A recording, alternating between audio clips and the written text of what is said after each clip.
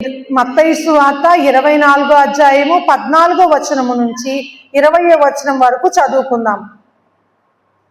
మరియు ఈ రాజ్య సువార్త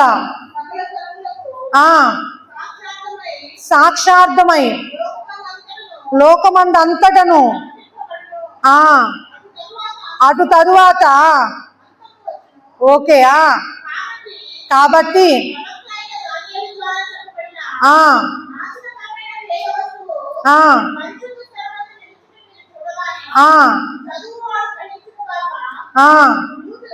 చాలు చాలు చాలు తల్లి. 25వ అధ్యాయము 14వ వచనం. పరలోక రాజ్యము ఒక మనుష్యుడు దేశాంతరమునకు ప్రయాణమై తన దాసులను పిలిచి తన ఆస్తిని వారికి అప్పగించునట్లుండెను. అతడు ఒకనికి 5 తలాంతులను, ఒకనికి 2 తలాంతులను, ఒకటినికి 1 ఎవని సామర్థ్యము చొప్పున వానికిచ్చి వెంటనే దేశాంతరము పోయెను. 5 తలాంతులు తీసుకున్న వాడు వెళ్ళి వాటితో వ్యాపారము చేసి మరి 5 తలాంతులు సంపాదించెను. అలాగునే 2 తీసుకున్న వాడు మరి 2 సంపాదించెను. అయితే 1 తలాంతు తీసుకున్న వాడు వెళ్ళి భూమి త్రవ్వి తన యజమానుని సొమ్ము దాచిపెట్టెను. బహుకాలమైన తరువాత ఆ దాసుల యజమానుడు వచ్చి వారి యొక్క లెక్క చూసుకొనెను. అప్పుడు 5 తలాంతులు తీసుకొనిన వాడు మరి 5 తలాంతులు తెచ్చి, అయ్యా నీవు నాకు 5 తలాంతులను అప్పగించితివే, అవియు కాక మరి 5 తలాంతులు సంపాదించితినని చెప్పెను. అతని యజమానుడు, బలా నమ్మకమైన మంచి దాసుడా, నీవు ఈ కొంచెములో నమ్మకముగా ఉంటివి, నేను అనేకమైన వాటి మీద నియమించదను. నీ యజమాని సంతోషములో పాలు పొందుమని అతనితో చెప్పెను. అలాగే 2 తలాంతులు తీసుకున్న వాడు వచ్చి, అయ్యా నీవు నాకు 2 తలాంతులు అప్పగించితివే, అవియు కాక మరి 2 తలాంతులు సంపాదించుతునని చెప్పెను. అతని యజమానుడు, బలా నమ్మకమైన మంచి దాసుడా, నీవు ఈ కొంచెములో నమ్మకముగా ఉంటివి, నిన్ను అనేకమైన వాటి మీద నియమించదను. నీ యజమాని సంతోషములో పాలు పొందునని అతనితో చెప్పెను. తరువాత 1 తలాంతు తీసుకున్న వాడు వచ్చి, అయ్యా నువ్వు విత్తని చోట కోయివాడును, చల్లని చోట పంట కూర్చువాడునైనా కఠినుడవని నేనెరుగుదును. గనుక నేను భయపడి వెళ్ళి నీ తలాంతు భూమిలో దాచిపెట్టి తిని, ఇదిగో నీది నీవు తీసుకొనమని చెప్పెను. అందుకు అతని యజమానుడు వానిని చూచి, సోమరి అయిన చెడ్డదాసుడా, నేను విత్తని చోట కోయివాడును, చల్లని చోట పంట కూర్చువాడునని నీవెరుగుదవా? అట్లయితే నీవు నా సొమ్ము షావుకారుల యొద్ద ఉంచవలసి ఉండెను. నేను వచ్చి వడ్డీతో కూడా నా సొమ్ము తీసుకొని ఉందునే అని చెప్పి ఆ తలాంతు వాని యొద్ద నుండి తీసివేసి 10 తలాంతుల గల వానికి ఇయుడి, కలిగిన ప్రతి వానికి ఇయ్యబడును, అతనికి సమృద్ధి కలుగును. లేని వాని యొద్ద నుండి వానికి కలిగినది తీసివేయబడును. మరియు పనికి మాలిన ఆ దాసుడిని వెలుపటి చీకటిలోనికి త్రోసివేయడి, అక్కడ ఏడ్పును పండ్లు కొరుకుటయు ఉండును. చాలండి. దేవునికి మహిమ ఘనత ప్రభావం కలుగును గాక. ఆమేన్. ప్రియమైన దేవుని జనాంగమా, ఇక్కడ ముగ్గురు మనుషులు వచ్చి నుంచోండి. ముగ్గురు స్త్రీలు వచ్చి ఇక్కడ నుంచోవాలి త్వరగా. ఒకరి దగ్గర, యశోద ఆంటీ దగ్గర 5 తలాంతులు దేవుడు ఇచ్చాడు. ఎప్సిబాకి 2 తలాంతులు ఇచ్చాడు. ఏలీనమ్మ గారికి 1 తలాంతు ఇచ్చాడు. ఈ ముగ్గురు అంటే ఈ 3 కలుపుకుంటే ఎన్నైనాయి? 5, 2, 1 8 తలాంతులు అయినాయా? ఇక్కడ 5 తలాంతులు కలిగిన వ్యక్తి దానిని ప్రయాసముతో తను 5కి 5 సంపాదించాడు. 2 తలాంతులు ఇచ్చిన వ్యక్తి 2 తలాంతులు సంపాదించాడు, అధికము చేశాడు. కానీ 1 తలాంతు ఇచ్చిన వ్యక్తి 2టిగా దాన్ని అభివృద్ధిని అధికము చేయలేకపోయాడు. ఒకరోజు యజమానుడు వచ్చాడంట, లెక్క చూసుకున్నాడంట. మొదటి వ్యక్తికి 5 తలాంతులు ఇచ్చావు కదా యజమానుడా, వీటిని నేను మరొక 5 సంపాదించి ఇదిగో 10 తలాంతులు అని చేతికి అప్పగించాడు.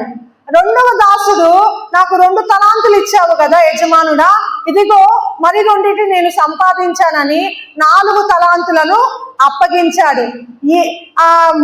ఇంకొక దాసుడు ఆ 1 తలాంతు ఇవ్వబడింది. ఆ 1 తలాంతు కలిగిన వ్యక్తి అంటే భయపడి, అక్కడ రాయబడింది, భయపడి ఆ వ్యక్తి ఆ 1 తలాంతుని ఇంకో తలాంతు చేయలేకపోయాడు. ప్రియమైన దేవుని బిడ్డలారా, ఈ తలాంతులో మీకు అర్థం కావాల్సింది ఏంటంటే, యజమానుడు ఒక రోజు లెక్క చూసుకోవడానికి వస్తాడు.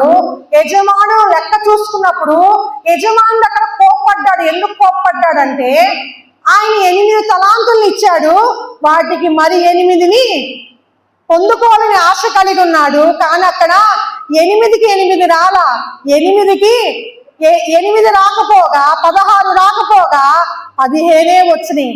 అందుకని ఎవరైతే అధికము చేయలేని దాసుడు 1 తలాంతు ఇచ్చిన దాసుని చూసి, నీవు అధికము చేయలేకపోట కారణాన్ని బట్టి దాన్ని తీసి 5 తలాంతులు గల వ్యక్తికి ఇవ్వు.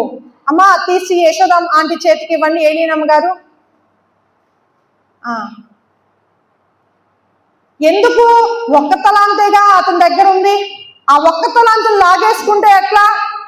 ఎందుకంటే ఆ 1 తలాంతుని అతను 2 తలాంతులుగా చేయలేకపోయాడు, యజమాని ఆశించినట్లుగా చేయలేకపోయాడు.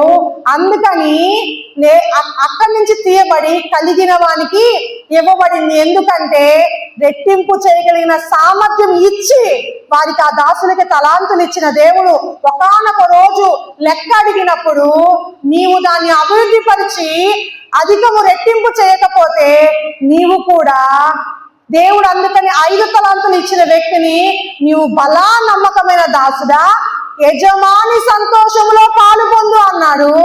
అదే 1 తలాంతు ఇచ్చిన వ్యక్తి అధికము చేయకపోవటానికి కారణాన్ని బట్టి, చెడ్డ దాసుడా నీవు వెలుపలి చీకటిలోనికి వెళ్ళు అని చెప్పాడు. ఇక్కడ యజమానుడు దేవుడు.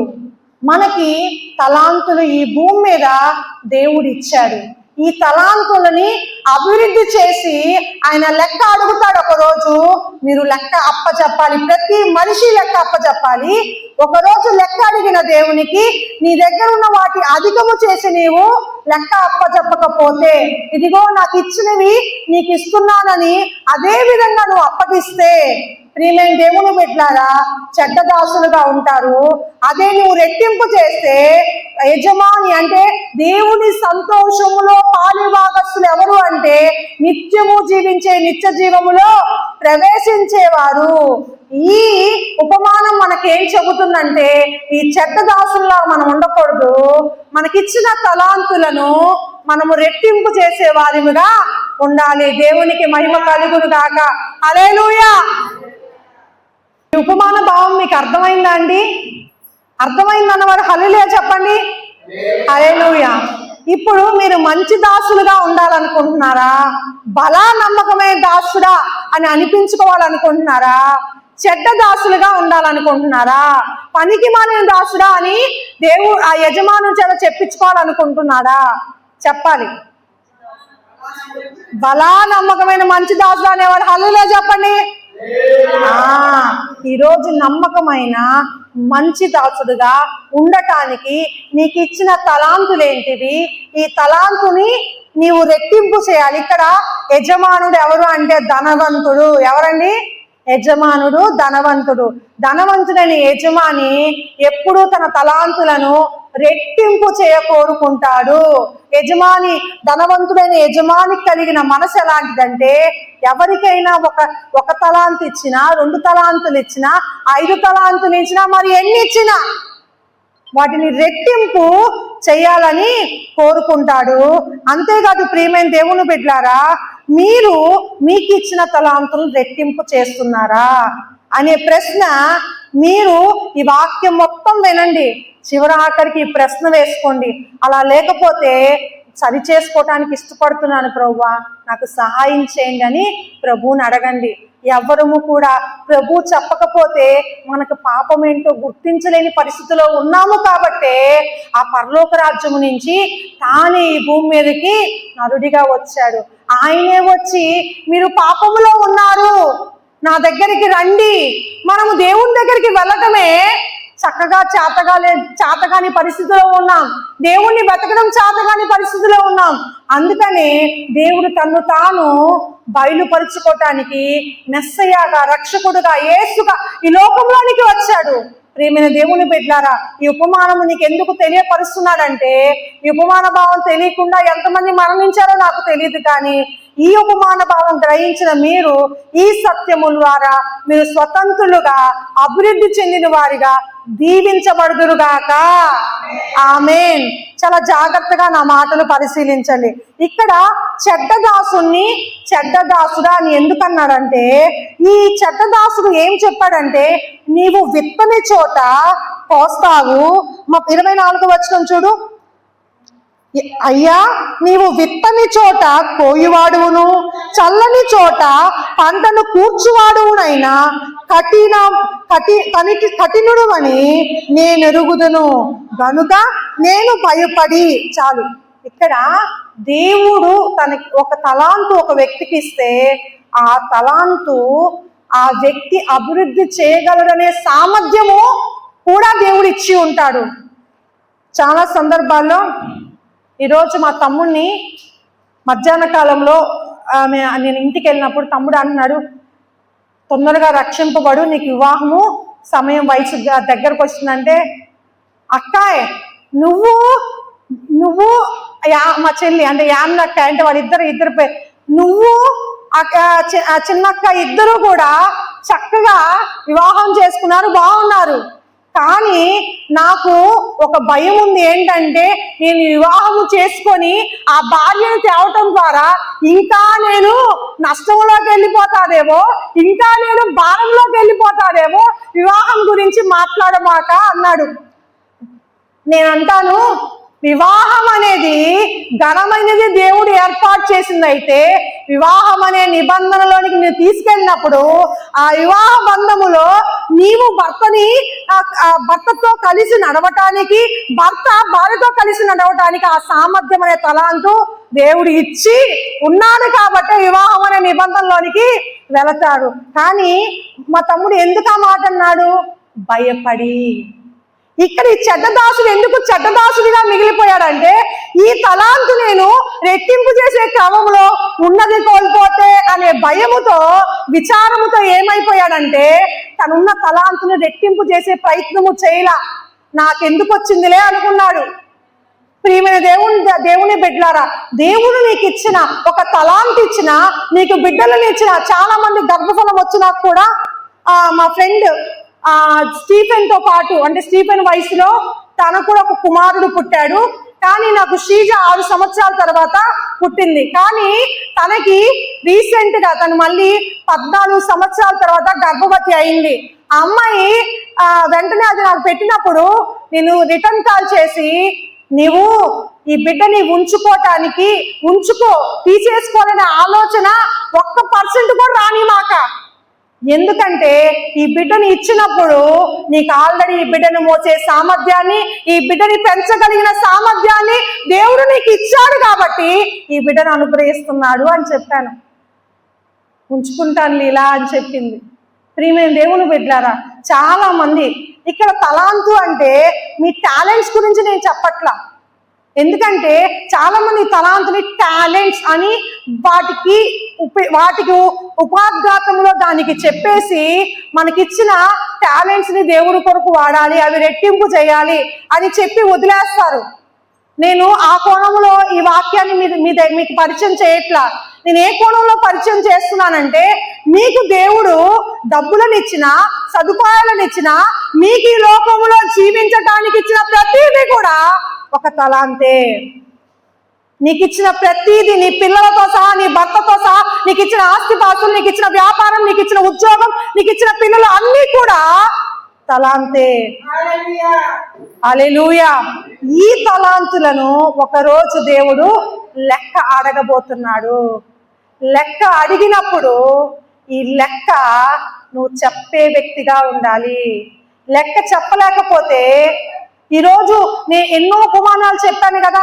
పరలోక రాజ్యపు అధికారం గురించి చెప్పాను, పరలోక రాజ్యములో ఉన్న వ్యక్తుల యొక్క విలువ గురించి చెప్పాము, పరలోక రాజ్యం ఎంత ప్రభావం కలిగిందో చెప్పాము. పరలోక రాజ్యంలో ఉండేవాళ్ళు సాదాసీదా మనుషులైనా వారు ఎంత విస్తరించి దీవించబడతారన్నది చెప్పాము. కానీ ఈ తలాంతు ఏమి చెప్తుందయ్యా అంటే, నీవు పరలోక రాజ్యములో ఉంటే నీవు నీ ధనవంతుడైన తండ్రిని కలిగిన నీవు ధనవంతుడివిగా ఉంటావు, నీవు సమృద్ధిలో జీవిస్తావు అనే విషయము ఈ తలాంతు చెబుతుంది. ఎప్పుడు అంటే నీవు మంచి దాసుడిగా ఉన్నప్పుడు. నీవు మంచి దాసుడిగా ఉంటే నీవు నీ అభివృద్ధి ఎవరు ఆపలేరు. నీ గిన్నె నిండి పొర్లే అనుభవము ఎప్పుడు వస్తుందంటే, ఈ తలాంతులు ప్రభు కొరకు సద్వినియోగపరుచుకొని నీవు నడిచినప్పుడు.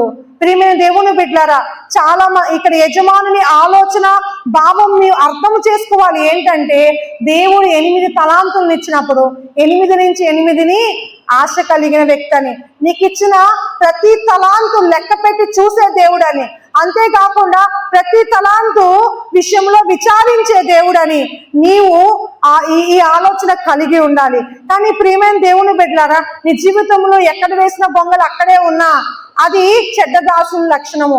రెట్టింపు ఫలము చూడలేకపోతున్నావా? ఆశీర్వాదం చూడలేకపోతున్నావా? నీవెక్కడో చెడ్డ దాసుని స్వభావం కలిగి ఉన్నావేమో. ఆ విషయంలో చాలా జాగ్రత్తగా నీవు ఉండాలి. 1 తలాంతు ఇచ్చిన వ్యక్తి దగ్గర ఉన్న తలాంతులు తీసి 5 తలాంతులు ఉన్న వ్యక్తికి ఎందుకు ఇచ్చాడంటే, 5 తలాంతుల్ని కూడా నమ్మకంగా 5 చేసిన వ్యక్తి ఈ 1 కూడా ఇస్తే ఇంకా రెట్టింపు చేయగలుగుతాడనే నమ్మకము దేవుడు అతని మీద ఉంచాడు. ఇంకొక విషయం ఏంటంటే, యజమానుడు ఆ దాసులను నమ్మాడు. అందుకని చివరిలో నువ్వు నమ్మకమైన దాసుడవి అని చెప్పాడు. ఈరోజు నమ్మకమైన మంచి దాసుడుగా నీవు ఉండాలి, నమ్మకమైన మంచి దాసురాలిగా నీవు ఉండాలి. ఇలా ఉంటేనే మనము మన జీవితంలో అడిగిన లెక్క, ఒకరోజు సింహాసనం ఎదుట లెక్క అడిగిన ఆ దేవునికి లెక్క అప్ప చెప్పే క్రమంలో నీవు ఈ బిరుదుని పొందుకొని నా యజమానుడు అనుగ్రహించు సంతోషం అనే ఆ నిత్య జీవములో పాలుభాగస్తుడివి అవుతావు. హల్లెలూయా. ఈరోజు ఈ భూమి మీదకి వచ్చిన నీకు నాకు తలాంతు లేదు, నాకేమీ లేదు అని అనుకోమాక. నీకు దేవుడు అన్నీ ఇచ్చాడు, కానీ వాటిని తెలుసుకునే జ్ఞానము లేదు, అంతే. ఆ జ్ఞానము ఎక్కడొచ్చింది? అందుకని ఈ కూటాలు పెట్టేది.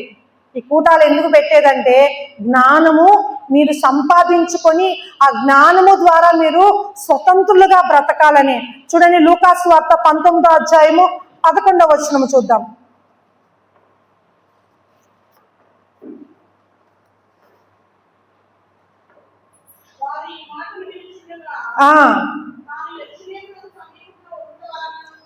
తాను యెరూషలేమునకు సమీపముగా ఉండవలెను,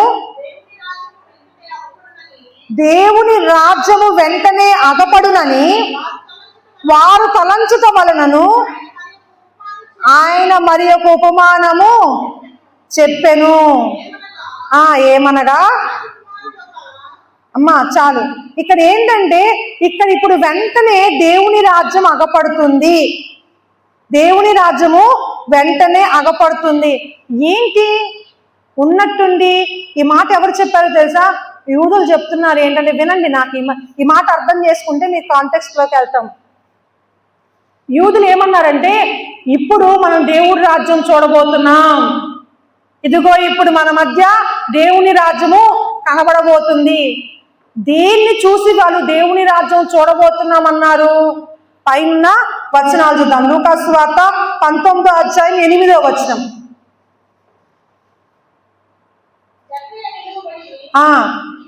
ఆగమ్మ ఒక్క నిమిషం. మీకు పొట్టి జక్కయ్య గురించి తెలుసు కదా?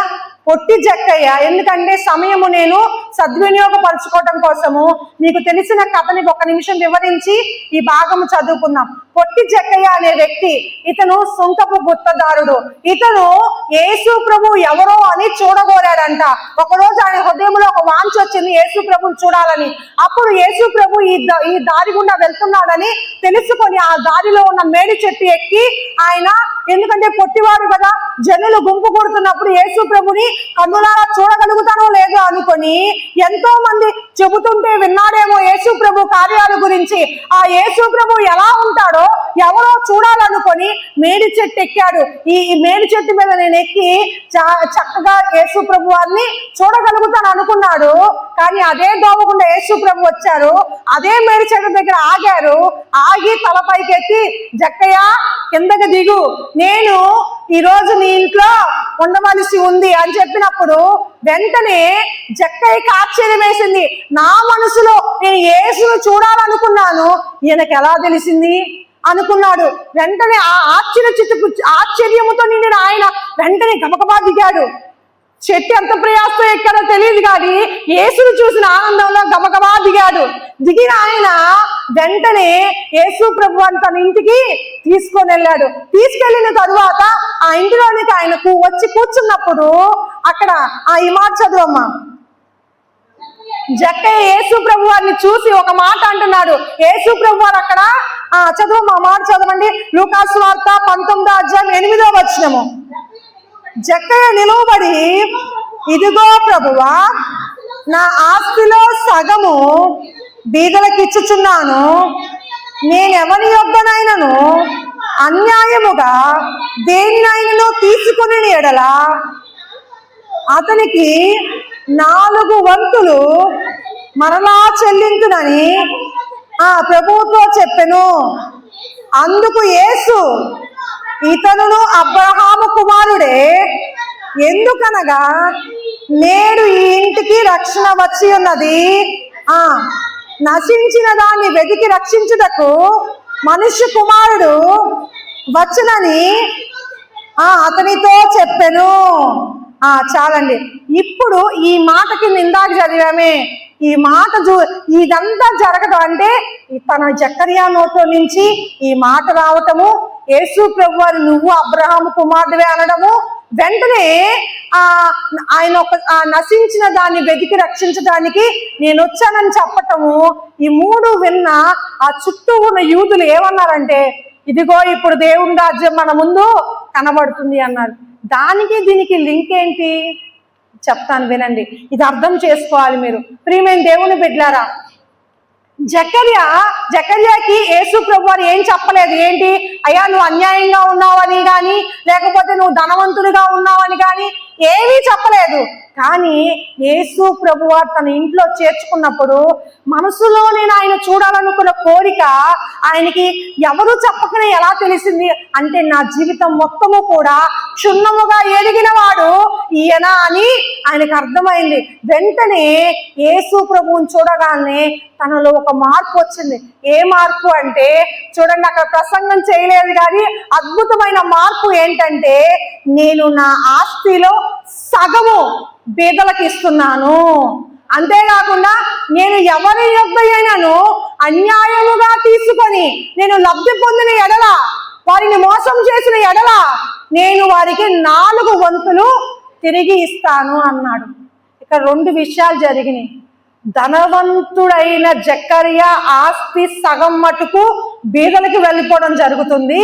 ఇంకొకటి, తను అన్యాయముగా నేను తీసుకొని అన్యాయస్తుడని చెప్పట్లేదు, కానీ నా జీవిత కాలములో నేను ఎవరితోనైనా అన్యాయముగా ప్రవర్తించి మోసము చేసి నేను తీసుకున్న ఆ సొమ్ము ఏమైనా ఉంటే 4 రెట్లు ఇస్తాను అని చెప్పాడు. ప్రియమైన దేవుని బిడ్డలారా, ఇది ఎందుకు యూదులకు ఆశ్చర్యాన్ని కలిగించింది? యేసు ప్రభువారు ఒక పక్కన ఏమన్నాడు, ఇదిగో ఇతను కూడా అబ్రహాము కుమారుడే, ఇతను ఈ ఇంటికి కూడా నేడు రక్షణ వచ్చింది అన్నాడు. ఇక్కడ యూదులకు ఎందుకు ఆశ్చర్యాన్ని కలిగించిందంటే, యూదులు ఇశ్రాయేలీలు ఆరంభములో 400 సంవత్సరాలు ఐగుప్తులో వారు బానిసలుగా ఉన్నారు. 400 సంవత్సరాలు వారు ఐగుప్తులో బానిసలుగా ఉన్నప్పుడు, బానిసత్వం నుంచి వారు విడుదల వచ్చినప్పుడు వారు ఉట్టి చేతులతో రాలేదు. ఏంటంటే ఉట్టి చేతులతో వారు ఐగుప్తు నుంచి రాలేదు. చూడండి, కీర్తనల గ్రంథము 105వ కీర్తన 37వ వచనము. అక్కడ నుండి తన జనులను వెండి బంగారములతో ఆయన రప్పించెను, వారి గోత్రములలో ఆ ఆ ఆ 37వ వచనం. అక్కడ నుండి తన జనులు వెండి బంగారములతో ఆయన రప్పించిన. చాలు. అక్కడి నుంచి ఎలా రప్పించాడంట? బలహీనులుగా రప్పించలేదు, రోగముతో రప్పించలేదు. ఇంకొకటి, వెండి బంగారముతో వచ్చారంట. ఎలా వచ్చారు వాళ్ళు? ఎవరిచ్చారు వెండి బంగారము? వీరి యొక్క శ్రమను 400 సంవత్సరాలు వారు వీరిని శ్రమ పెడుతూ వీరు పేదలుగా జీవిస్తూ ఉన్నప్పుడు ధనవంతులుగా ఉన్న ఐగుప్తీయులు వారికి ఏమిచ్చారు? వెండి బంగారములు వారికి ఇచ్చారు. అంటే విడుదల వచ్చే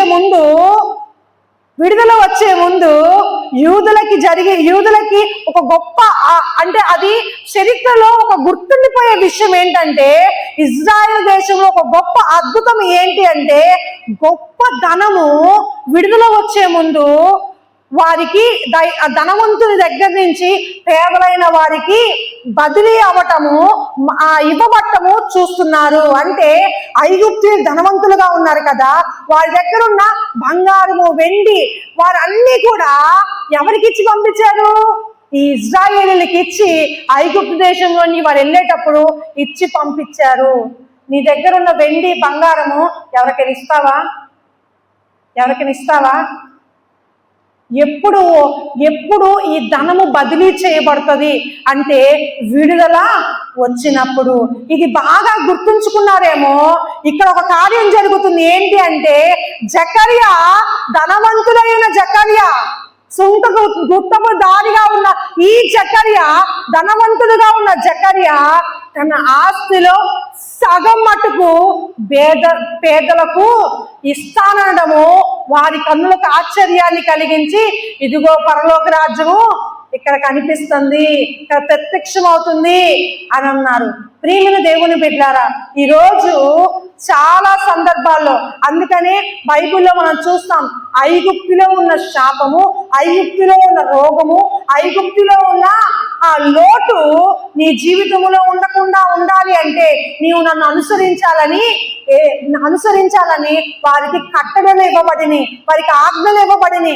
ఈరోజు వారు ఐగుప్తులో ఉన్నప్పుడు రోగం కలిగారేమో, కానీ వారికి విడుదల వచ్చినప్పుడు మాత్రం వారు గుర్తు చేతులతో రాలేదు, సమృద్ధి ఒక ధనముతో వచ్చారు.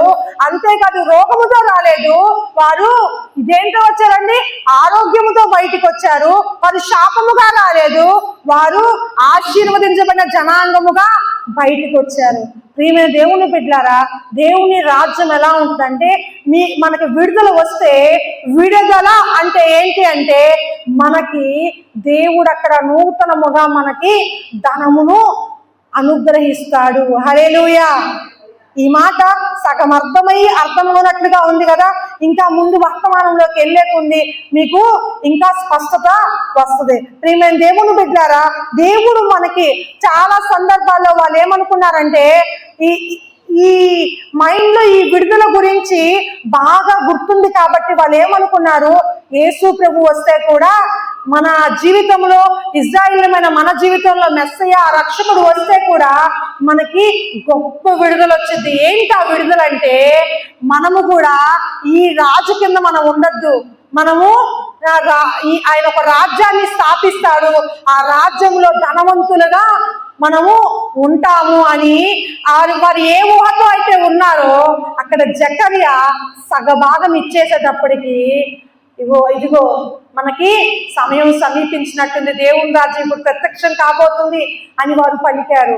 ప్రియమైన దేవుని బిడ్డలారా, యేసు ప్రభు వారు అన్నారు, నశించిన దాన్ని వెతికి రక్షించడానికి ఈ లోకానికి వచ్చాను అని చెప్పాడు. అందుకనే అక్కడ ఆ మాట పలకటం జరిగింది.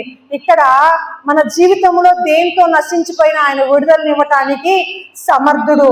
ప్రియమైన దేవుని బిడ్డలారా, ఇప్పుడు మనము చాలా సందర్భాల్లో ఎలా ఉంటామంటే, మన జీవితంలో మనకి ఉద్యోగం కోసము పనులు బాగా ఉండాలి, పాస్టమ్మ గారు ప్రార్థన చేయండి, మా ఉద్యోగంలో జీతాలు సమయానికి పడాలి, మా ఉద్యోగంలో ప్రమోషన్లు రావాలి, మేము మా వ్యాపారంలో లాభము చూడాలి, మేము ఆశీర్వదించబడి అప్పులు లేకుండా, లోటు లేకుండా, ఇబ్బంది లేకుండా సమృద్ధిగా మేము ఉండాలి అనుకుంటున్నారా? ఉండాలి అంటే మీరు దేవుని మాటను అనుసరించి నడవాలి. ఏంటి ఆ మాట? ఏ మాటను అనుసరించాలి? ఏ వాక్కు దేవుడు బయలుపరుస్తున్నాడు ఈరోజు?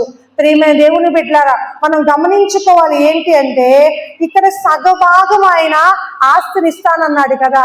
ఈ సగభాగం ఆయన ఎలా ఇస్తున్నాడు? మనకి ఈ విషయాలు దేవుని రాజ్యములో ఇక్కడ మనం గుర్తుపెట్టుకోవాల్సిన విలువైన విషయాలు ఏంటి అంటే, దేవుని రాజ్యములో ఒక వ్యక్తి దగ్గర అంటే అభివృద్ధి రావాలి అన్నా, మనము తలాంతులు కలిగి రెట్టింపు చేయాలి అన్నా మనకి 3 విషయాలు చాలా బాగా గుర్తుండాలి. ఏంటి అంటే, మనకి కూడా ఆ ఐగుప్తు నుంచి ఇజ్రాయిల్ విడిపించబడినప్పుడు ధనం వచ్చింది కదా. మన జీవితంలో కూడా ధనము రావాలి అన్నా, ఆ తలాంతులు రెట్టింపు అవ్వాలి అన్నా మనం 3 విషయాల్లో జ్ఞానము కలిగి ఉండాలి. మొదటిగా మనము ఒక వ్యూహము కలిగి ఉండాలి, ఒక ప్లాన్ కలిగి ఉండాలి. ఏ పని చేస్తున్నా, ఏ వ్యాపారము చేస్తున్నా, ఏ పని చేస్తున్నా ఎందుకు చేస్తున్నావు, ఎలా చేస్తున్నావు, దాని నుంచి నీకు లాభం ఏంటి, దాని నుంచి ప్రభువుకు ఏమి మహిమ వస్తుంది అనే ఒక వ్యూహం కలిగి ఉండాలి. రెండవదిగా విడుదల, నిన్ను దేవుడు విడిపిస్తున్నాడు అంటే దేని నుంచి నిన్ను విడిపిస్తున్నాడు అనే అవగాహన నీకు కలిగి ఉండాలి. మూడవదిగా బలవంతంగా నీ జీవితంలోనికి దేవుడు కొన్నిటిని ఆశీర్వాద రూపంగా పంపించే వాటిని నీవు అర్థము చేసుకొని గ్రహించగలిగి ఉండాలి. ఈ 3 విషయాలు నీకు గ్రహింపు ఉండాలి. అంతేకాదు ప్రియమైన దేవుని బిడ్డలారా, యాకోబు పత్రిక 5వ అధ్యాయం 1వ వచనం, ఈ మాట అందరూ చూడండి.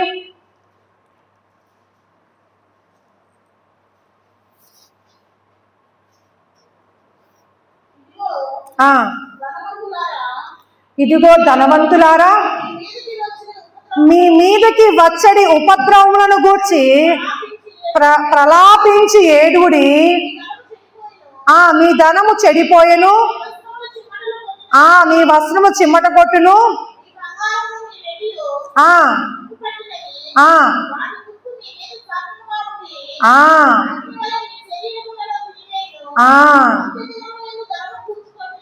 మీ బంగారము మీ వెండియు తుప్పు పట్టినది, వాటి తుప్పు మీ మీద సాక్ష్యముగా ఉండి అగ్ని వలె శరీరమును తినివేయను, అంత్యదినముల యందు ధనము కూర్చుకొంటిరి. ఇది ఏ దినముల్లో చెప్పబడిన మాట? మొదటిది అంత్య దినముల్లో. హెచ్చుబాక చాలా జాగ్రత్తగా వినండి ఈ మాటలు. అంత్య దినముల్లో చెప్పబడిన మాట. ప్రియమైన దేవుని బిడ్డలారా, ఇక్కడ వారి వస్త్రాలు, వారి బంగారము, వారి వెండి తుప్పు పట్టి వారి మీద సాక్ష్యముగా పలుకుతున్న ఏంటది? ఏంటదంటే ఇది అంత్యకాలం గురించి మాట్లాడుతున్న మాట.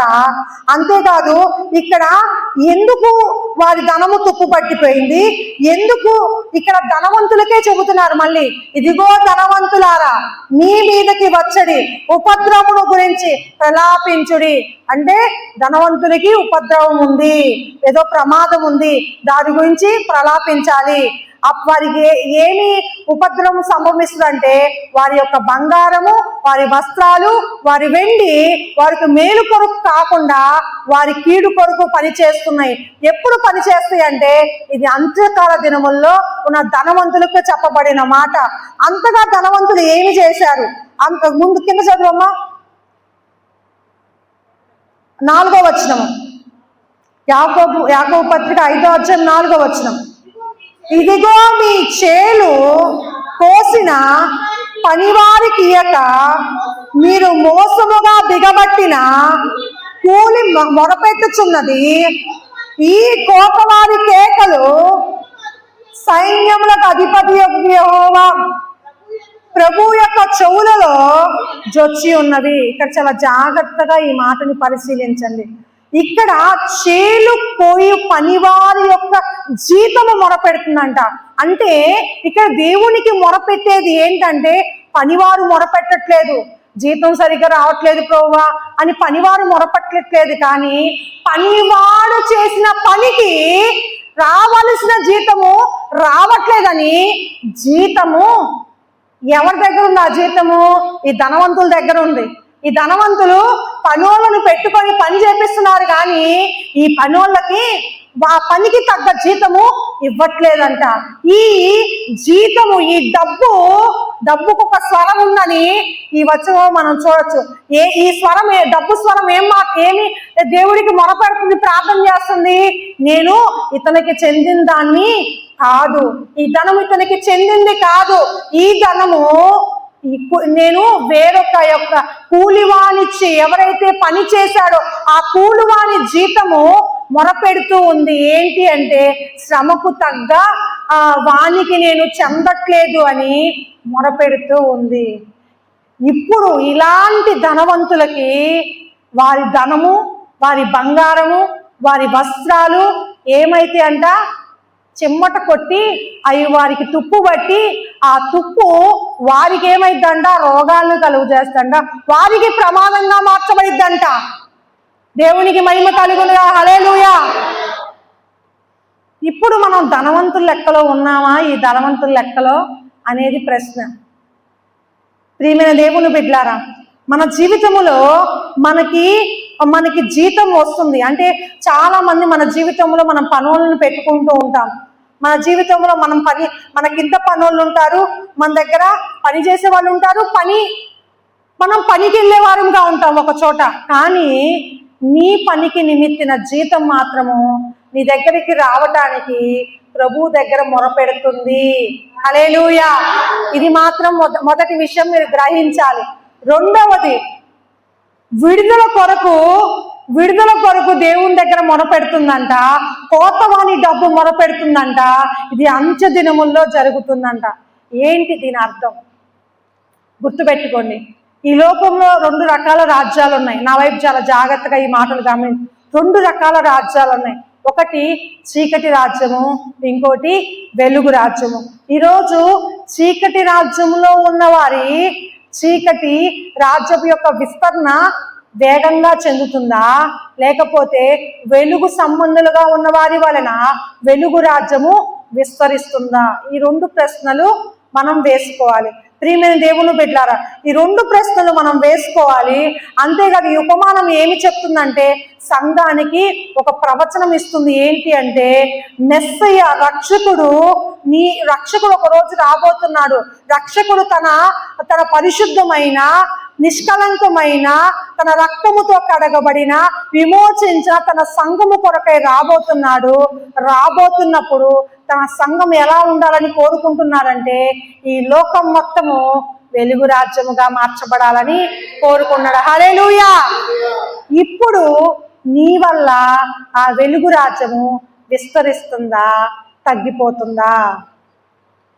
ఈ ప్రశ్న మనం వేసుకోవాలి. ప్రియమైన దేవుని బిడ్డలారా, దేవుడు కోరుకుంటున్నాడు తన సంఘము ప్రభావము కలిగిందని, తన సంఘము ఐశ్వర్యముతో ధనముతో తులతూగుతూ ఉండాలని కోరుకుంటున్నాడు.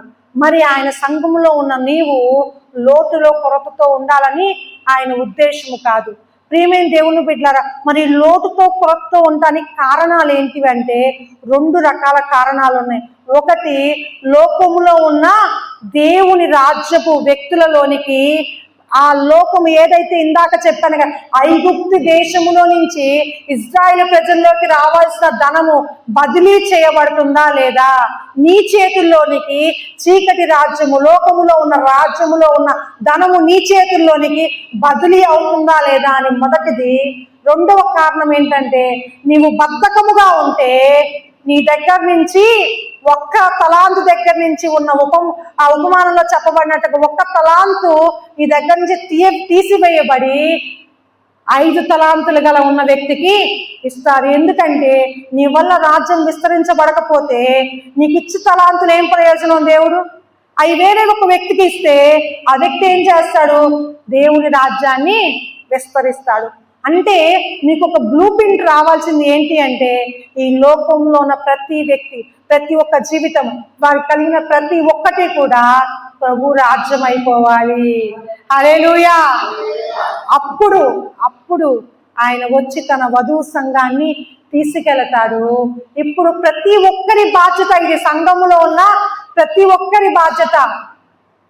ఎలా ఈ చీకటి రాజ్యము తగ్గిపోవటము, వెలుగు రాజ్యము విస్తరించబడటము. ప్రియమైన దేవుని బిడ్డలారా, లూకాసు సువార్త 12వ అధ్యాయం 16 నుంచి 20 వచనాలు చదువుకుందాం. అతి కీలకమైన విషయాలు మనం చదువుకోవచ్చు. చాలా జాగ్రత్తగా ఈ మాటలు గమనించండి. మరియు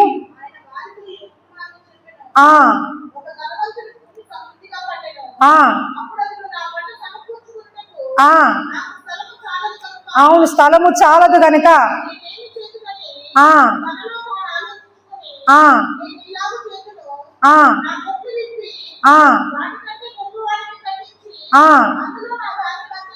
అందులో నా ధాన్యమంతటిని, నా ఆస్తిని సమకూర్చేదను. నా ప్రాణముతో, ప్రాణమా, అనేక సంవత్సరములకు విస్తారమైన ఆస్తి నీవు సమకూర్చబడి ఉన్నది. సుఖించుము, తినుము, త్రాగుము, సంతోషించుమని చెప్పుకొందును అనుకొనిను. అయితే దేవుడు, వెరివాడా, ఈ రాత్రి నీ ప్రాణమును అడుగుచున్నాను, నీవు సిద్ధపరిచినవి ఎవరి వగునని అతనితో చెప్పెను. ఈ మాట చాలా జాగ్రత్తగా అండర్లైన్ చేసుకోండి. దేవుని ఎడల ధనవంతుడు కాక తన కొరకే సమకూర్చుకొనివాడు అలాగునే ఇండునని చెప్పెను. దేవుని ఎడల ధనవంతులు కాని వారి యొక్క ధనము కూర్చుకున్న ప్రయోజనం లేదంట. అంటే దేవుని ఎడల ధనవంతులు ఏంటి పాస్టర్? ఇందాక ధనవంతుల యొక్క ధనం పాడైపోయింది, మరి బంగారం వారి కీడు చేస్తుంది, లాభదాయకంగా ఉండదు అని చెప్పారు. ధనవంతులుగా ఉండకూడదేమో అని అనుకున్నాను. ఇంతలోగే దేవుని ఎడల ధనవంతులుగా ఉండమని చెబుతున్నారు. ఈ మాట చాలా జాగ్రత్తగా వినండి. దేవుని ఎడల నీవు ధనవంతుడిగా ఉంటే నీ ధనము పరుల పాలు కాదు, నీ ధనము నీకు హాని చేయదు, నీ ధనము నిష్ప్రయోజనంగా మారదు. నీవు దేవుని ఎడల ధనవంతుడిగా ఉండకపోతే, నీకు మాత్రమే నీవు ధనవంతుడిగా ఉంటే, ఈ రాత్రి నీ ప్రాణం అడిగితే నువ్వు సంపాదించిందంతా చీమలు పెట్టిన పుట్టలు పాముల కిరవాయను, పామరుడు దగున్. అర్థమైందా? ఈ పద్యం చిన్నప్పుడు చదువుకున్నా. చీమలు కష్టపడి ఒక పుట్టని కట్టుతాయంట ఇంటిగా. చీమలు కట్టిన పుట్టల్లో పాములు వచ్చి నివాసం చేస్తాయంట. ఈరోజు నీ సొమ్ముని, నీ ధనాన్ని నువ్వు అనుభవిస్తున్నావా, లేకపోతే ఇంకెవరు అనుభవిస్తున్నారు? నీ ధనము హాస్పిటల్ అనుభవిస్తుందా? నీ ధనము అనుకోని నష్టాలకు పోతుందా? అంటే నీవు దేవుని ఎదుట ధనవంతుడిగా ఉండకపోతే నీ ధనము నీకు మేలు చేయదు సుమా, జాగ్రత్త. ఈ మాటలు నేను చెప్పవలసిన సమయం వచ్చింది కాబట్టి మీకు చెప్తున్నాను. ఇంతగా వాక్యం వింటున్నాము, ఇంతగా ప్రార్థన చేస్తున్నాము, ఇంకా విశ్వాసం ఉంటున్నాను, కానీ నా జీవితంలో నేను ఎందుకు అభివృద్ధిని, ఎందుకు నేను ధనవంతుడిని కాలేకపోతున్నాను? దేవుణ్ణి ఎరుగని వారు ధనము కలిగి ఉన్నారు. దేవుణ్ణి ఎరిగి విశ్వసించి నేను ఆయన వెంబడిస్తూ ఎంతో నమ్మకంగా ఉంటున్నాను, కానీ నా జీవితంలో ఎందుకు అభివృద్ధి రావట్లేదు అంటే నీవు దేవుని ఎదుట ధనవంతునిగా లేవు. దేవుని ఎదుట ధనవంతునిగా ఉండటం అంటే ఏంటి అంటే, నీకొచ్చిన ఇప్పుడు పేపర్ చూడండి, పేపర్ ఇచ్చాం కదా, ఈ పేపర్ చూడండి. ప్రియమైన దేవుని బిడ్డలారా, నీకు ఉద్యోగం ఉన్నా, అంకులకి ఇవ్వలేదు పేపర్ చూడమ్మా, నీకు ఉద్యోగం ఉన్నా, నీకు వ్యాపారం ఉన్నా, నీకు పనులున్నా, అంటే ఉద్యోగం, వ్యాపారం, పనులు, ఈ లోకములో నీవు డబ్బు సంపాదించాలని ఈ లోకములో ఈ పనులు నువ్వు చేసుకుంటూ ఉన్నావు, కానీ లోకములో డబ్బు నీకు ఎక్కడి నుంచి వస్తుంది? ఎప్సిబాక, నీకు జీతం ఇచ్చేది ఎవరు? జీతం ఇచ్చేది ఎవరు? లోకములో నుంచిన ఒక అధికారే కదా. జాన్పలన్న నీకు జీతం ఇచ్చేది ఎవరు? లోకంలో ఉన్న ఒక అధికారే కదా. పనులు చేసుకుంటున్నారు, ఎక్కడి నుంచి వస్తున్నాయి? ఎవరో ఒక లోకంలో ఉన్న ఒక యజమాని కింద మీరు పని చేస్తున్నారు. లోకములో నుంచి పని రూపములోనో, మీకు వ్యాపారం రూపములోనో, లేకపోతే మీకు ఉద్యోగం రూపములోనో, జీతము రూపకంగా కానీ వేతనం రూపకంగా కానీ మీకు కొంత డబ్బులు వస్తూ ఉన్నాయి. ఈ డబ్బులు మీ దగ్గరకు వస్తున్నాయి, మీరు రెండు రకాలుగా ఖర్చు పెట్టచ్చు. ఈ డబ్బులని ఎలా ఖర్చు పెడతారంటే, ఒకటి మీ జీవితం కొరకు మీరు ఖర్చు పెట్టుకోవచ్చు, మీ జీవితంలో మీ సౌకర్యాల కొరకు ఖర్చు పెట్టుకోవచ్చు. మీ జీవితంలో వచ్చే డబ్బులు మీ ఫోన్కి ఖర్చు పెట్టచ్చు, మీ ఇంటికి ఖర్చు పెట్టచ్చు, మీ ఇంట్లో సంపదను కూర్చుకోవడానికి ఖర్చు పెట్టుకోవచ్చు. కానీ ప్రియమైన దేవుని బిడ్డలారా, ఇంకొక మార్గం కూడా ఉంది. నీ జీవితంలో వచ్చే డబ్బును నీ జీవితంలో వచ్చే డబ్బులో కొంత భాగము నీ జీతములో కానీ నీ వేతనం రూపంలో కానీ వచ్చే కొంత భాగము ప్రభు రాజ్యములో నువ్వు పెట్టుబడిగా పెట్టచ్చు. ఏంటని? పెట్టుబడి పెడితే లాభం వస్తుందా లేదా? నీ జీవితములో నీకు 10వ భాగం కానీ, నీకు ఎంత మట్టుకు విత్తాలనుకుంటున్నావో, 10వ భాగం అంటే పాస్టర్ గారు కానుకలు అడుగుతున్నావు అంటారు. మీరు అభివృద్ధి చెందటానికి బైబుల్ చెప్పే సత్య మార్గం చెబుతున్నాను, మా స్వలాభానికి మేము చెప్పట్లేదు. దీంట్లో ఈ వాక్యాన్ని పాటించిన వారిలో మొదటిగా మేమే ఉన్నాం. ఉదాహరణ మీకు చెప్తాను. ప్రియమైన దేవుని బిడ్డలారా, మీకు వచ్చిన ఉద్యోగంలో కానీ, మీరు చేసిన పనుల్లో కానీ రెండవ మార్గం ఏంటంటే దేవుని రాజ్యములో పెట్టుబడిగా పెట్టడం. దేవుని రాజ్యములో దేవరాజు అంకుల్ పెట్టుబడి పెట్టాడు. ఏం పెట్టుబడి పెట్టాడు? మొన్న ప్లేట్లు తెచ్చాడు. అంతేకాకుండా చర్చి దాని కారుతుందని ఓపెన్ చేసినప్పుడు శిరీష వాళ్ళ పెళ్లి రోజుకి బట్టలు కొనుక్కునే డబ్బులు దేవుని రాజ్యములో పెట్టుబడిగా పెట్టింది. అంకుల్ దగ్గర నుంచి నేను సాక్ష్యం వినలేదు కానీ అమ్మాయి సాక్ష్యం చెప్పింది. ఎంతమంది విన్నారో? అక్క, మాకు ఇంక్రిమెంట్ వచ్చింది, ప్రమోషన్ వచ్చింది. హల్లెలూయా. నీవు దేవుని రాజ్యములో పెట్టుబడి పెడితే దేవుని రాజ్య విస్తరణ కొరకు నీకేమైందంటే, నీకు దేవుడు ఆ పెట్టుబడిగా పెట్టిన దాన్ని తిరిగి మళ్ళీ లోకములో నుంచి అధికము రెట్టింపు చేసి నీకు అనుగ్రహిస్తాడు. ప్రియమైన దేవుని బిడ్డలారా, దేవుని రాజ్యములో నీవు పెట్టుబడి పెట్టే వ్యక్తిగా ఉండాలి. దేవుని రాజ్యములో పెట్టే పెట్టుబడి రెట్టింపై అధికమై నీ పనుల్లో నుంచి కానీ, నీ ఉద్యోగములో నుంచి కానీ, లోకంలో ఏ దిశగా అయితే నీకు డబ్బులు తిరిగి వస్తాయో ఆ దిశగా నీకు తిరిగి చేర్చబడతాయి. ప్రియమైన దేవుని బిడ్డలారా, చాలా మంది ఏం కోరుకుంటారంటే, నేను చర్చిలో విత్తాను కదా, దేవుని దగ్గర నుంచే పంట రావాలి, దేవుని దగ్గర నుంచే వస్తుంది. కానీ ఈ లోకములో దేవుని రాజ్యము విస్తరించబడాలి అంటే ఈ లోకంలో ఉన్న రాజ్యం ఏమవ్వాలి? తగ్గబడాలి, తగ్గిపోవాలి. ఎలా తగ్గిద్ది అంటే లోకములో నీవు చేస్తున్న పనుల ద్వారా వచ్చే జీతములో కొంత డబ్బులు దేవుని రాజ్య విస్తరణ కొరకు పెట్టుబడి పెడుతున్నప్పుడు అది పెరుగుతూ ఉంటది. దేవుని రాజ్యం పెరుగుతూ ఉంటది, నీవు కూడా పెరుగుతూ ఉంటావు. దేవుని రాజ్యం విస్తరిస్తూ ఉంటది. అది దేవుని ఎదుట ధనవంతులుగా జీవించడం అంటే. హల్లెలూయా. ప్రియమైన దేవుని బిడ్డలారా, ఈరోజు దేవుని ఎదుట, అందుకనే ఇంకొక ఉదాహరణ కూడా, చేదైన ఉదాహరణ చెప్తాను వినండి. మన చర్చిలోనికి ఒక విధవరాలు ఆమె వచ్చింది. ఆమె కోసం మనం ప్రార్థన చేశాం, పెన్షన్ కోసం. పెన్షన్ దేవుడు ఇచ్చాడు. ఆ పెన్షన్ లో తను కానుకగా కొంత డబ్బులు ఇచ్చింది, కృతజ్ఞత చూపించింది. కానీ తర్వాత ఏమైపోయిందంటే, నాకు వచ్చేదాన్ని నేను ఎందుకు ఇవ్వాలి దేవునికి? ఎందుకంటే అది నాదే కదా. అవును, అది నీదే.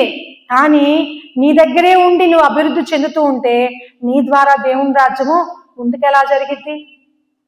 నీ ద్వారా దేవుని రాజ్యం ముందుకు జరగాలి అంటే నీవు నీ దగ్గర ఉన్న వాటిని పెట్టుబడిగా పెట్టాలి. ఈరోజు గుర్తుపెట్టుకోండి, ఆమెకు వచ్చే పెన్షన్ కన్నా రేపు ఆమె రేపు ఆమెకి రోగం వస్తే, రేపు ఆమెకి ఇంకేదైనా సమస్యలు వస్తే దేవునికి నమ్మకంగా ఉందా, ఆమె అపనమ్మకంగా ఉందా? దేవుడు నీ అవసరానికి ఏది కావాలన్నా ఇస్తాడు. కానీ నీవు మాత్రము నమ్మకంగా దేవునికి ఉండాలి. లేకపోతే ఉన్నది తీసివేసే దేవుడు కాదు, కానీ ఇచ్చిన దాన్ని తీసివేసే దేవుడు కాదు. కానీ నీకున్నవే నీకు చేటుగా, కీడుగా, ప్రమాదంగా మారిపోతాయి. హల్లెలూయా. అంతేకాదు ప్రియమైన దేవుని బిడ్డలారా, అందుకనే దేవుడు యేసు ప్రభు వారు ఏం చెప్పాడంటే, 5 తలాంతులు ఇచ్చిన వ్యక్తి 5 ఇచ్చినప్పుడు 5 ఎక్కడి నుంచి సంపాదించాడు? అతను లోకంలోనికి వెళ్ళాడు. ఈ ఐదుని కష్టపడి ఇంకొక 5ని చేశాడు. 2 ఇచ్చిన వాళ్ళు కష్టపడి వాటిని 2 అభివృద్ధి చేశారు. ఇచ్చిన వ్యక్తి మాత్రము అతను భయపడి ఏమీ చేయలేదంట. అంటే ఈ ధనము నేను పెట్టుబడిగా పెడితే ఏమైపోద్దో, తిరిగి నాకేదైనా తక్కువైద్దేమో. అందుకే ఆయన విత్తని చోట నువ్వు కోసేవాడు. ఎక్కడైనా విత్తనం విత్తకపోతే చెట్టు వచ్చిద్దా అండి? విత్తనం విత్తితేనే చెట్టు వచ్చింది. ప్రియమైన దేవుని బిడ్డలారా, నీ వల్ల నీవు, నీ పిల్లలు, నీ ఇంటి వారి వల్ల దేవుని రాజ్యం పెరుగుతూ ఉందా లేకపోతే తగ్గుతూ ఉందా? అది చాలా ప్రాముఖ్యమైన విషయం, గుర్తుపెట్టుకోవాలి. ఎందుకు చాలా మంది సేవకులు కానుకలు పడతారు అంటే, కానుకలు ఎందుకు పట్టాలి అంటే, ఎందుకు కానుకలు తీసుకోవాలి అంటే, దేవుని రాజ్య విస్తరణ కొరకు. పాస్టర్ గారు చెప్పారు కదా, దేవుని రాజ్య విస్తరణ కొరకు. మరి మీరు ఇస్తున్నారా పాస్టర్ గారు అంటే, నేను ఇస్తున్నాను. పాస్టర్ గారికి వచ్చే జీతంలో ఈ నెల పాస్టర్ గారికి వచ్చిన వాటన్నిటిలో దశం భాగం 7,000 తీశాను. 7,000 తీశాను, దశం భాగమే. కానీ నేను ఎక్కువే ఇచ్చాను. ఏంటి తెలుసా? బల్లారాధన సమయంలో భోజనాలు, ఇంకోటి మేము ప్రయాసపడి ప్రభు పరిచర్య మీ దాకా తీసుకురావటానికి పడుతున్న ప్రయాసకయ్యే ఖర్చు, ఈ ప్రింట్ పేపర్లు మీకోసం అర్థం అవ్వటానికి మేము ఇలాగా ఎంత భాగం ఇస్తున్నామో తెలుసా? మేము 12 సంవత్సరాలు ఎందుకు పరిచర్య మాకు లేట్ అయిందో తెలుసా? మేము దేవుని ఎడల ధనవంతులు అయ్యేటప్పుడు చాలా బాగున్నాం. కానీ మధ్యలో డబ్బు ఏం పుట్టించిద్దంటే దురాశను పుట్టించిద్ది. మేము దేవుని ఎడల ధనవంతులు అవటానికి దేవుని కోసము మా కోసము 2 పడవల మీద కాలేసినప్పుడు మేము పడిపోయాం. యేసు ప్రభుని కలిగిన వ్యక్తి తను వ్యాపారం చేసిన, పని చేసిన, ఆఖరికి తను కలిగి ఉన్న మనం చెప్పుకుంటున్నామే, బలలో చేయి వేస్తున్నామే, నేను యేసు ప్రభుతో చనిపోయాను, నేను బ్రతికున్నది, నాలో బ్రతికున్నది క్రీస్తే అని చెప్పుకున్నప్పుడు, యేసు ప్రభు జీవితాన్ని నేను జీవిస్తున్నాను, ఈ శరీరంలో జీవించి అని చెప్పుకుంటున్న నీవు నీ కోసం బ్రతికితే ప్రయోజనం లేదు. మేము ఎప్పుడైతే మా కోసం మేము బ్రతకం ప్రభు, ఒక్క క్షణము కూడా మా కోసం మేము ఆలోచించుకోమని మేము ఎప్పుడైతే మేము తీర్మానించుకున్నామో, నేను మా పిల్లలందరం కూడా ఆ రోజు అద్భుతముగా పరిచర్యకు ద్వారాలు, మాతో ఆరంభంలో పరిచయం ఉన్న వాళ్ళకి మొదటిగానే మందిరాలు కట్టుకొని బాగానే ఉన్నారు. కానీ ఈరోజు వాళ్ళకంటే అద్భుతముగా మనం ఆ చర్చి పెట్టి ఎన్ని నెలలు, 7 నెలలు, అద్భుతముగా వారికంటే ఫాస్ట్ ఫార్వర్డ్లో దేవుడు మమ్మల్ని తీసుకెళ్తున్నాడు. మహిమ కలుగును గాక. ఎందుకంటే ప్రియమైన దేవుని బిడ్డలారా, మా జీవితాన్ని, మా జీవనాన్ని, మా సమస్తాన్ని ఉదయం లేకముందానే మొదటి ఆలోచన దేవుని కొరకు, మొదటి పని దేవుని కొరకు, మా ప్రయాస దేవుని కొరకు. ప్రియమైన దేవుని బిడ్డలారా, మేము ఇస్తున్నాము అంటే మీరు పాస్టర్లు కదా, పాస్టర్ గారు మీరు ఇస్తారులేండి. మేము ఉద్యోగాలు చేసుకోవాలి, పనులు చేసుకోకపోతే రెక్కాడితే కానీ దొక్కాడదు మాకు. నువ్వు పని చేస్తుందే నీకు దేవుడు అనుగ్రహించిన భార్యని పిల్లల్ని పోషించటానికి. వాళ్ళు నీ పిల్లలని, నీ భార్యని నీవు అనుకొని వారి కోసం ప్రయాసపడితే నీకేమొస్తుందో తెలుసా? ఇంటికి వచ్చినప్పుడు ఆ భార్య నీళ్ళు రావే అనగానే పరిగెత్తుకుంటూ వచ్చి నీళ్ళు ఇవ్వకపోతే, దీనికోసం నేను ఇంత కష్టపడుతున్నాను ఉదయం నుంచి, నా ప్రయాసను అర్థం చేసుకోలేదు అనుకుంటావు. అదే నేను పడుతున్న పని ప్రభు నిమిత్తము, నేను చేస్తున్న పని దేవుడు నాకు అనుగ్రహించిన వాటిని నేను లెక్క అప్పచెప్పటానిక నేను అనుకుంటే నీలో సనుగు రాదు, భారం ఉండదు. నువ్వు ఎప్పుడూ కూడా ఏది కూడా నేను చెల్లింపజేయదు. ఈ యొక్క విషయం మీరు గ్రహించాలి. హల్లెలూయా. ప్రియమైన దేవుని బిడ్డలారా, దేవుని రాజ్యము ఇప్పుడు ఒక మాట చెప్తాను మీకు. ఏంటి అంటే, ఇప్పుడు ఒక క్రిస్టియన్ బుక్ స్టాల్ కలిగిన వ్యక్తి క్రిస్టియన్ బుక్ స్టాల్ పెట్టుకున్నాడు. ఒక క్రైస్తవుడు బుక్స్ అమ్ముకోవాలని. అతని కస్టమర్స్ ఎవరు వస్తారు? క్రైస్తవులే బైబిల్ కొనుక్కోవాలి, క్రైస్తవులే పుస్తకాలు కొనుక్కోవాలి. ఇప్పుడు అతని ఆదాయం ఎక్కడి నుంచి వచ్చింది? అమ్మా, నువ్వు కొత్త వ్యాపారం పెట్టావు, అభివృద్ధి వద్దా? విను, జాగ్రత్తగా విన్న మాటలు. ఎందుకంటే ఇప్పుడు దేవుని రాజ్యములో నుంచే అతనికి ఏం రావాలి? డబ్బులు రావాలి. ఈరోజు లోకంలోనికి నువ్వు వెళ్ళి వారి దగ్గర ఉన్న వాటిని తీసుకొని ప్రభు రాజ్యాన్ని స్థాపిస్తున్న నీవు ఎక్కడికి వెళ్ళాలి అంటే, నీ ఫలం ఎక్కడి నుంచి వచ్చింది అంటే లోకములో నుంచి వచ్చింది. లోకములో నుంచి వచ్చేది గుర్తుపెట్టుకోండి. లోకములో నుంచి అంటే ఒక 10,000 సంపాదించే వ్యక్తి ఉన్నాడు. ఒక ఉదాహరణ చెప్తున్నాను. 10,000 సంపాదించే వ్యక్తి ఉన్నాడు. 10,000 సంపాదించే వ్యక్తిలో నుంచి 2,000 తీసి దేవునికి రాజ్యంలో పెట్టుబడి పెట్టాడు. 8,000 తన జీవనం కొరకు, తన యొక్క కుటుంబం కొరకు ఖర్చు పెట్టుకున్నాడు. ఈ 2,000 పెట్టుబడిగా పెట్టారు కాబట్టి దేవుడు ఏం చేస్తాడు? ఇప్పుడు 2 తలాంతులు ఇచ్చిన దేవుడు 4 తలాంతులు నీ దగ్గర నుంచి ఆశిస్తే నీవు 2 ఇస్తే ఆయన ఏమిస్తాడు? 2కి 2 ఇస్తాడు కదా. అంతకంటే ఎక్కువ ఇచ్చేవాడు. మినిమం 2 ఇస్తాడు అనుకుంటే నీ జీతాన్ని మళ్ళీ ఏం చేస్తాడంటే 15,000 చేస్తాడు. అప్పుడు నువ్వేం చేయాలి? మొన్న 2 ఇచ్చాను కదా, నీవు నాకు 2,000 నేను నీ రాజ్యం కొరకు పెడితే నాకు రెట్టింపు చేసావయ్యా అని నువ్వు దాన్ని పెంచాలన్నమాట. అంటే 4,000 పెంచుతావు. ఇప్పుడు 4కి 4 అనుకోండి, నీ జీతానికి ఎంత ఆడైద్ది? 15కి ఒక 8 యాడ్ చేసుకోండి, 23 అయింది. దాంట్లో నుంచి ఇంకొంత పెడతావు. అంటే దేవుని రాజ్యం వ్యాపిస్తుంది. అట్లానే నీవు కూడా వర్ధిల్లుతూ ఉన్నావు. ప్రియమైన దేవుని బిడ్డలారా, ఎప్పుడైతే అందరికీ ఈ 2 మార్గాలు ఉంటాయి. ఈ 2 మార్గాల్లో దేవుని ఎదుట ధనవంతులు అయ్యే వ్యక్తికి మాత్రమే సమస్తము సమకూడి మేలు కొరకు జరుగుతాయి, లేకపోతే సమస్తము కీడు కొరకు కూడా జరుగుతాయి. యాకోబు 5వ అధ్యాయము 1వ వచనాల ప్రకారం. ప్రియమైన దేవుని బిడ్డలారా, నీ యజమానులాగా నువ్వు ఆలోచించటము, నీ తండ్రి అయిన ధనవంతుడైన దేవునిలాగా నువ్వు ఆలోచించడం మొదలు పెట్టాలి. అలా ఆలోచించగలిగితే నీవు నమ్మకముగా ఉంటావు. దేవుడు నీ నమ్మకత్వాన్ని చూస్తాడు. నీ నమ్మకత్వాన్ని బట్టి నీ వ్యాపారంలో, ఉద్యోగంలో విజయాలను, ప్రమోషన్లను నువ్వు చూస్తావు. అంతేకాకుండా చాలా మంది ఏంటంటే పక్క వ్యక్తికి ఇంత ఆస్తుంది కాబట్టి నాకు కూడా ఇంత ఆస్తి కావాలని చాలా సందర్భాలు ఇతరులతో పోల్చుకుంటూ ఉంటారు. ఇతరులతో ఎప్పుడు మనము పోల్చుకోకూడదు.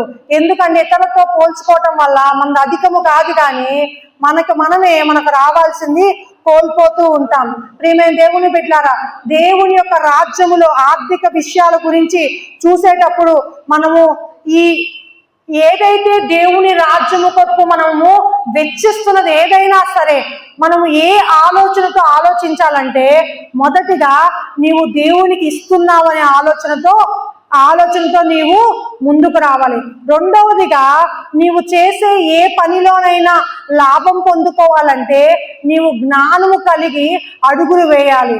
మూడవదిగా, నీవు దైవికమైన స్వభావము కలిగి, అంటే మంచి విత్తనాల్లో మంచి లక్షణాలు ఉంటాయి కదా, అది మంచి విత్తనం అయింది, అవునా? నీవు మంచి దాసుడు కావాలంటే నీలో లోకము ప్రవర్తించినట్లు నువ్వు ప్రవర్తించకూడదు. లోకస్తులలాగా నువ్వు ప్రవర్తిస్తే చెబుతున్నా, మీరు పంట కోసుకోలేరు. లోకానికి మీ స్వభావము సత్క్రియలాగా, మంచి క్రియలాగా మీ స్వభావము వారికి భిన్నముగా ఉంటేనే మీరు చేసే ఏ పనిలోనైనా, ఏ వ్యాపారములోనైనా అభివృద్ధి మీరు కలిగి ఉంటారు, ఆశీర్వాదాలు మీరు కలిగి ఉంటారు. సామెతలు 13:22 చూద్దాము. సామెతలు 13:22 మనం ఒక 5 నిమిషాల్లో ముగించుకుందాం. ఒకసారి చదవమ్మా. మంచివాడు ఆస్తికర్తలుగా చేయును, పాపాత్ముల ఆస్తి నీతిమంతులకు ఉంచబడును. ఇప్పుడు నీ ఆస్తి నీ పిల్లలకు ఉంచబడాలంటే నీవు నీతిమంతుడివై ఉండాలి. పాపాత్ముల ఆస్తి ఏమొద్దమ్మా? పాపాత్ముల ఆస్తి నీతిమంతుల కోసం ఉంచబడిద్దంట.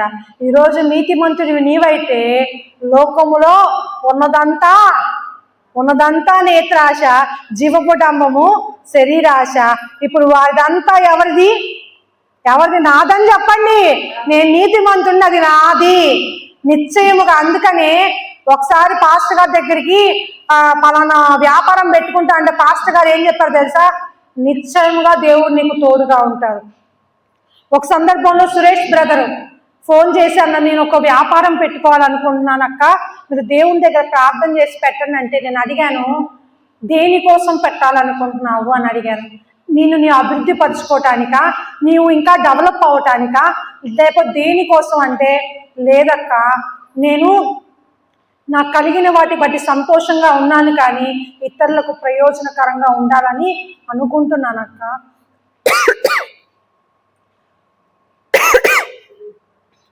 ఏమన్నారంటే అద్భుతమైన మాట చెప్పాడు. ఏం మాట చెప్పాడంటే, యజమానుడు అంటే నేను పనిచేసే చోట చాలా మంది నాతో పనిచేస్తున్నారు, కానీ యజమానుని లాభములో వారందరూ లాభం పొందుకోవట్లేదక్క.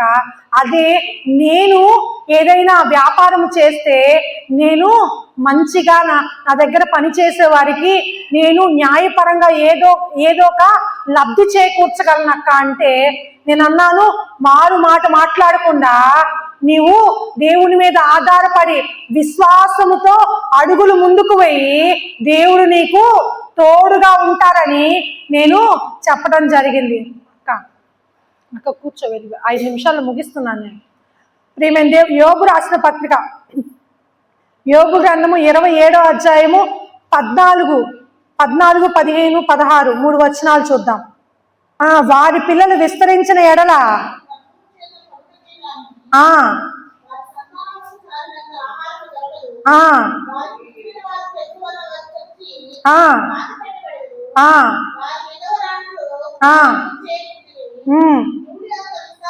ధూళి అంత విస్తారముగా వారు వెండిని పోగు చేసినను, జిగటమన్నంత విస్తారముగా వస్త్రములు సిద్ధపరచుకొనుచు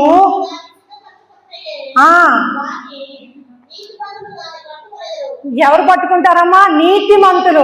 లోకములో విస్తారమైన ధనము సంపాదించుకున్న, విస్తారముగా ఇందాక ఉపమానంలో చూసాం కదా, అతను జీవితకాలం అంతా సరిపోయే ధాన్యాన్ని సంపాదించుకున్నాడంట.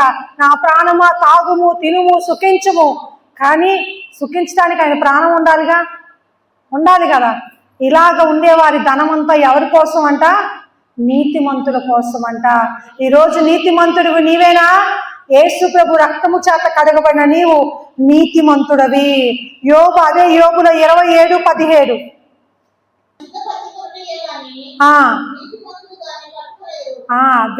చాలమ్మా. చదవమ్మ. నిరపరాధులు వెండిని పంచుకుంటారంట.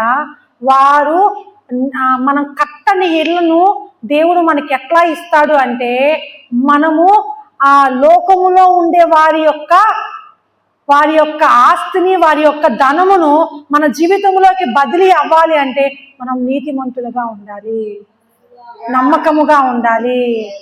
మనము నమ్మకముగా ప్రభు రాజ్యము కోసం పని చేస్తూ ఉంటే మనకి తిరిగి మన ధనము రెట్టింపు అవుతూ ఉంటది. ప్రసంగి 2:26 చదువుకొని మనం ముగించుకున్నాం. ఏలయనగా దైవ దృష్టికి మంచివాడుగా నుండువానికి దేవుని జ్ఞానమును, తెలివినియు, ఆనందమును అనుగ్రహించును. అయితే దైవ దృష్టికి ఇష్టడుగా ప్రయాసపడి పోగు చేయనవి పాపాత్ములకి నిర్ణయించును.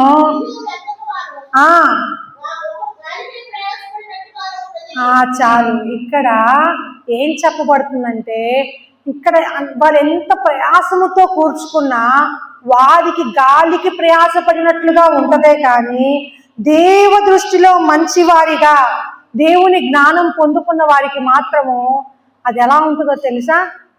నీతిమంతులు ధనవంతులుగా ఉంటారు. ఇలాంటి జకర్యాలు మన జీవితములో లేచుదురుగాక. ఈరోజు పనివాడు జీతమునకు పాత్రుడు అని చెప్పినట్లుగా నువ్వు ఏ పని అయితే లోకములో చేస్తున్నావో, యేసు నామములో నీకు రావాల్సిన ప్రతి జీతము, ప్రతి ప్రమోషను, ప్రతి మనుషుల నుంచి రావాల్సిన ప్రతి ఒక్క ఫేవర్, దేవుడి యొక్క అనుగ్రహము, దేవుడు నీకు నియమించిన నీ ఉద్యోగాల్లో, వ్యాపారాల్లో, నీ పనుల్లో వచ్చే ప్రతి లాభముతో నీవు రెట్టింపుగా దేవుని రాజ్యాన్ని విస్తరించుదువుగాక. ఆమేన్. దేవుడు ఆ విధముగా మనల్ని దీవించునుగాక. ఆమేన్. హల్లెలూయా, హల్లెలూయా. దేవుని ఎదుట ధనవంతులుగా మీరు వర్ధిల్లుదురుగాక. హల్లెలూయా.